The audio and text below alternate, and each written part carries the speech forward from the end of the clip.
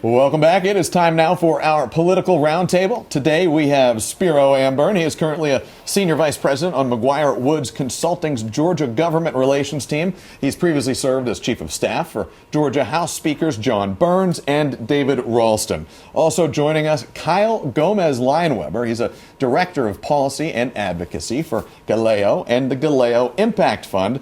Most recently, he served as policy committee administrator for the Georgia House Democratic Caucus. He's also worked for Gwinnett County government in policy and constituent services. Gentlemen, thank you both for being here. Welcome on. Let's start here. It is crunch time. We are feeling it. I'm sure you guys are feeling it too. Just about a week to go until Election Day. I want you to each answer this. We've seen lots of visits from these candidates coming through Georgia. Kyle, we'll start with you. Do they make a difference this time of the year? Yes, absolutely. I think, it shows Georgia voters, and I think, as a representative of GALEO, Latino voters especially, that we have power, not just to decide the election here in Georgia, but to decide the election for the entire nation. Last election we saw President Biden won our state with fewer than 12,000 votes. Here in Georgia, we're probably going to decide, or at least be one of the states to decide the next election. So I think seeing all of these folks come over shows that how special Georgia is. And there's just so much money in these races, but the candidate's time, that still remains a limited resource, right, Spiro? Yeah, somebody get me a doctor, because there's going to be we're probably going to need one down the stretch. Absolutely, I agree.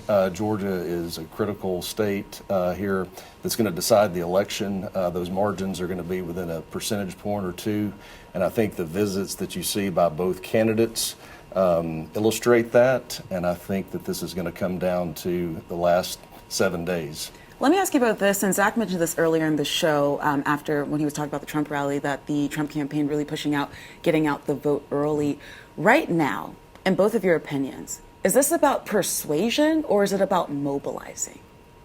Well, I think you have to be on two tracks. You have to be persuading as many voters as you can, even though there are fewer and fewer persuadable voters as we get closer to Election Day. But you certainly have to turn out as many voters as possible. And certainly our organization, as GALEO and the GALEO Impact Fund, we are knocking on doors in all throughout the metro Atlanta area, as well as in counties that people might not typically think of, like Hall County or Whitfield County. And Spiro, the former president, is supposed to be back here on Monday at Georgia Tech. Is his mission to try to speak to some of those disinfected voters? You're talking about Georgia Tech, a college campus in Midtown Atlanta. Yeah, I don't know that it's so much about the campus. I do think it's about mobilization. I know Donald Trump from the very beginning has told people to get out and vote early. I think one thing to look at that's going to be critical for him are those voters who did not vote for him in 2020, whether or not they show up this time and vote for him.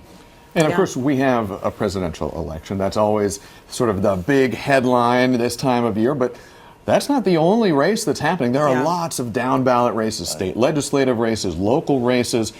Right now, Republicans control both the state House and the state Senate, but there are some competitive races.